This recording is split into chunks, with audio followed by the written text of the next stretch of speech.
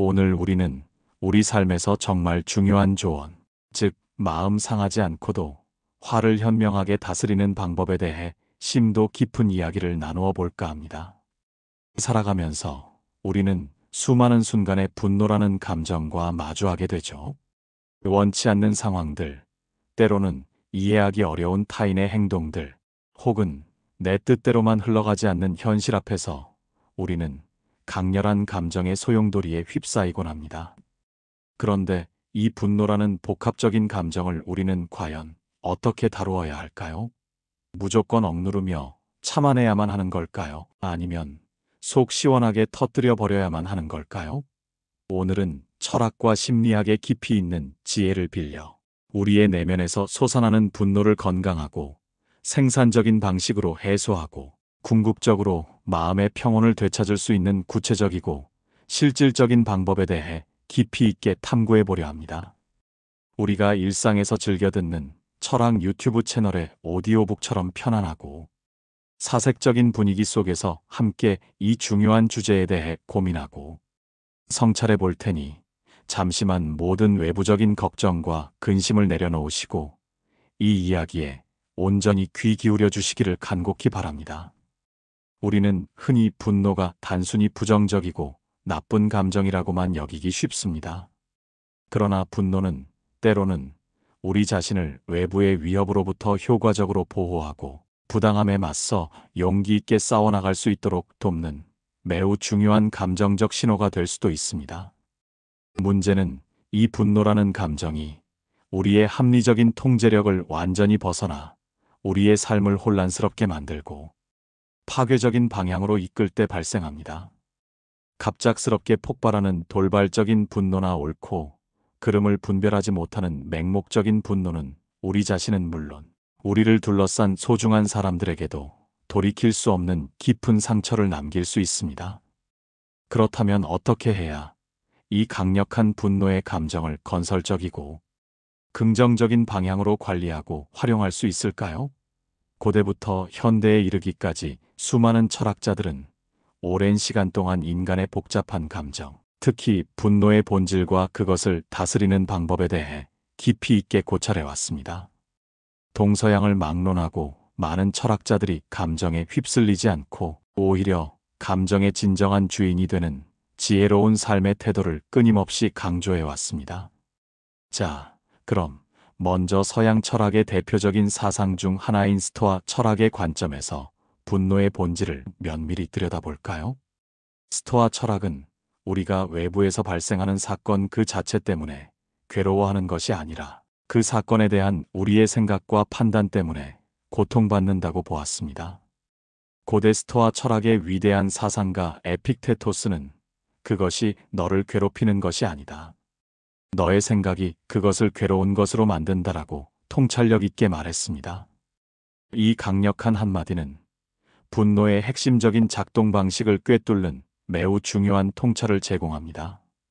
예를 들어 어떤 사람이 나에게 무례하고 불친절하게 행동했을 때 우리는 그 불친절한 행동 자체보다 저 사람이 나를 의도적으로 무시하는구나, 내가 지금 매우 부당한 대우를 받고 있구나와 같은 우리의 주관적인 생각과 해석 때문에 더 큰 분노를 느끼는 경우가 훨씬 많다는 것입니다.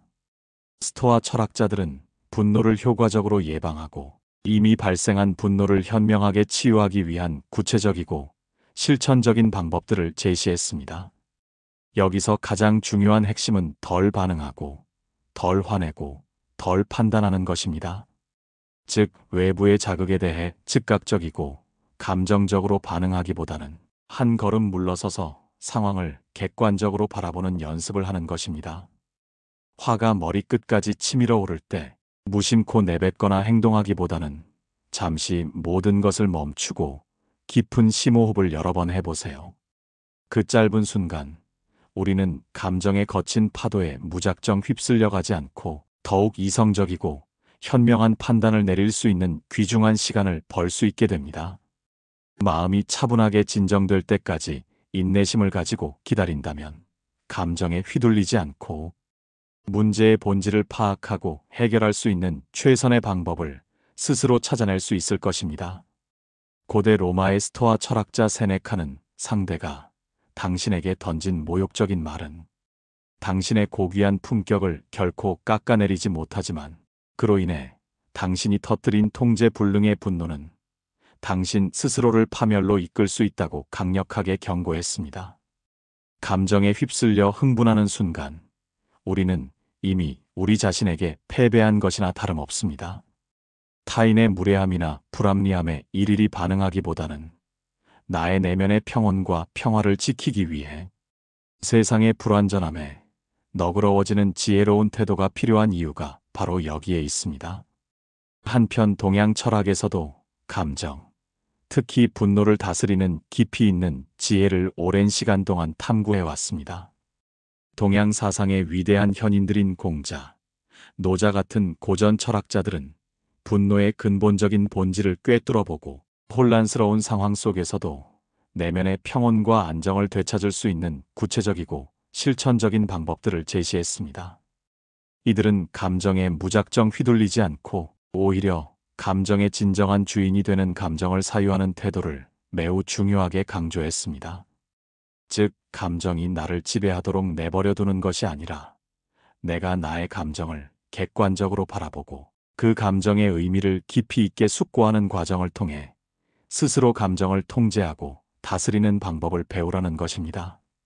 특히 타인에 대한 폭넓은 관용과 이해를 베푸는 방법으로 충서에 의한 공감적 접근 방식을 제시하기도 했습니다. 상대방의 입장에서 역지사지하여 생각하고 나와 다르다고 해서 무조건적으로 비난하거나 배척하기보다는 그들의 상황과 감정을 이해하려는 적극적인 노력이 바로 그것입니다. 이러한 관용과 공감은 불필요한 갈등과 분노를 줄이고 더욱 조화로운 관계를 형성하는 데 필수적인 요소입니다. 다음으로 심리학적인 관점에서 분노라는 복합적인 감정을 더욱 면밀하게 살펴보겠습니다. 현대 심리학자들은 분노의 다양한 원인을 체계적으로 파악하고 그에 따른 효과적이고 과학적인 대처 방안을 찾는 데 깊이 있게 집중하고 있습니다. 일반적으로 분노는 나 자신이나 내가 소중히 여기는 것들을 모욕하거나 침해하려는 공격에 직면했을 때 혹은 어떤 사람이 의도적으로 또는 부주의하게 나에게 손해나 피해를 끼쳤을 때 주로 발생한다고 분석됩니다. 여기서 매우 중요한 것은 바로 분노의 근본적인 원인을 정확하게 식별하는 것입니다. 무엇이 실제로 나를 그토록 화나게 만드는가? 그 원인을 객관적이고 냉철하게 파악하는 것만으로도 우리는 분노라는 강력한 감정을 효과적으로 통제할 수 있는 첫 번째이자 가장 중요한 발걸음을 내딛게 되는 것입니다. 분노를 건강하게 다스리기 위한 심리학적인 꿀팁은 다양하며 매우 실용적입니다. 첫째, 감정이 격해졌을 때 즉각적으로 반응하려는 충동을 자제하는 것이 중요합니다. 감정이 극도로 고조되었을 때는 잠시 모든 것을 멈추고 깊은 심호흡을 여러 번 하거나 상황으로부터 물리적으로 잠시 벗어나 자리를 피하는 것이 현명한 방법입니다. 이완 기법, 즉 복식호흡, 점진적 근육, 이완, 명상 등을 통해 신체적인 긴장을 효과적으로 완화하는 것도 분노 조절에 큰 도움이 됩니다. 이러한 이완 기법은 우리의 자율신경계를 안정시키고 흥분된 감정을 가라앉히는 데 탁월한 효과를 발휘합니다. 둘째, 긍정적인 자기 대화를 꾸준히 시도해 보세요. 예를 들어, 나는 이 어려운 상황을 충분히 현명하게 해결할 수 있어. 잠시만 감정을 차분하게 가라앉히자. 이 상황은 잠시 지나갈 뿐이야와 같은 긍정적이고 건설적인 혼잣말은 우리의 감정, 상태와 사고방식에 매우 큰 긍정적인 영향을 미칩니다.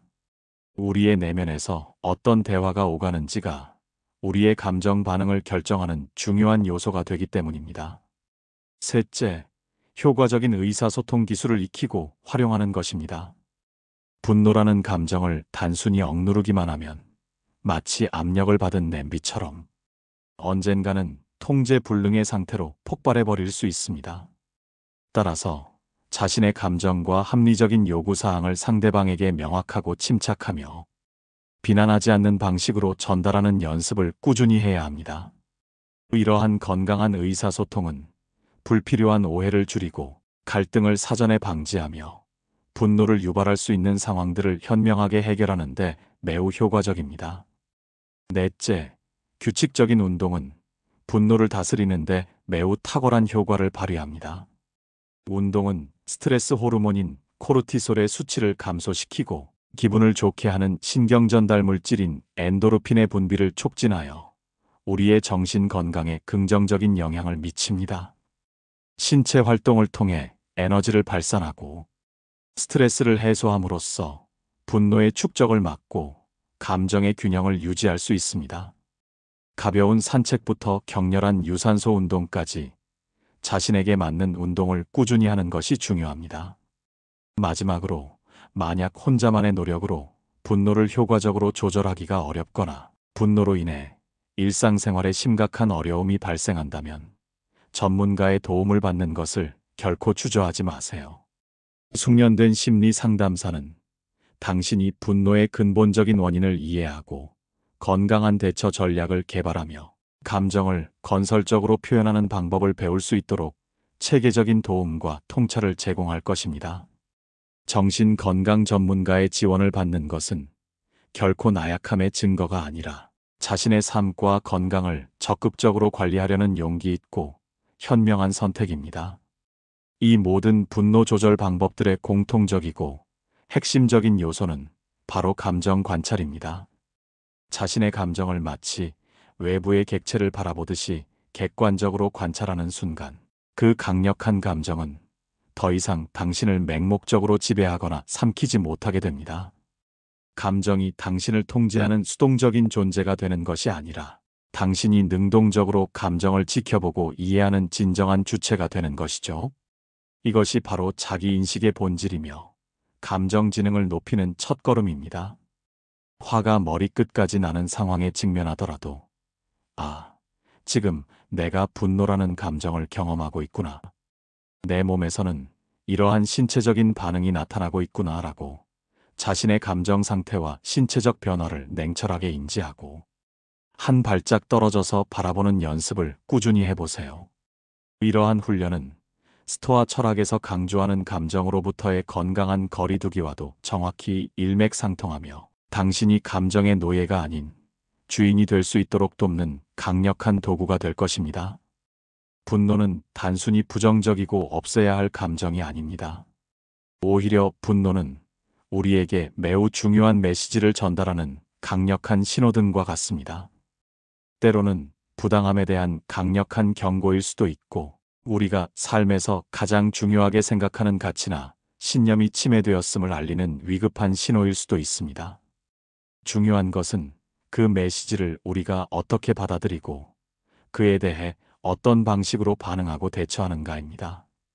맹목적으로 분노라는 감정에 휩쓸려 무분별하게 행동하기보다는 그 분노 이면에 숨겨진 근본적인 원인과 의미를 깊이 파악하고 그에 대해 현명하고 건설적인 방식으로 대처하는 방법을 끊임없이 익히고 숙련하는 것이 무엇보다 중요합니다.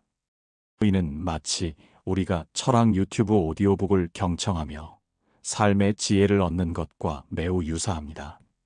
철학은 우리가 복잡한 세상을 더욱 깊이 있게 이해하고 삶에서 마주하는 다양한 문제들에 대해 보다 현명하고 통찰력 있는 방식으로 대처할 수 있는 보편적인 지혜와 통찰력을 제공합니다.